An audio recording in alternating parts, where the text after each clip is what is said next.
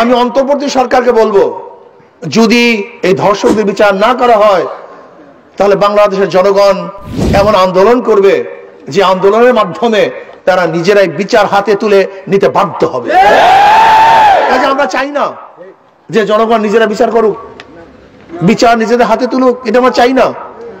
আমরা চাই জনগণের আদালত না করতে হয়। যদি আপনারা ব্যর্থ হন তাহলে জনগণ আদালত করে জনমঞ্চে ধর্ষকদের বিচার করবেই করবে ইনশাআল্লাহ। কাজে আসুন আমরা সম্মিলিত ভাবে, ঐক্যবদ্ধ ভাবে ধর্ষকদের বিরুদ্ধে, লুটারদের বিরুদ্ধে, দুর্নীতিবাজের বিরুদ্ধে, ডাকাতদের বিরুদ্ধে, জালেরদের বিরুদ্ধে, খুনিদের বিরুদ্ধে ঐক্যবদ্ধ হয়ে ইনশাআল্লাহ আন্দোলন করব, সংগ্রাম করব। অবশ্যই বাংলার জমিতে ধর্ষকদের বিচার হবেই হবে ইনশাআল্লাহ।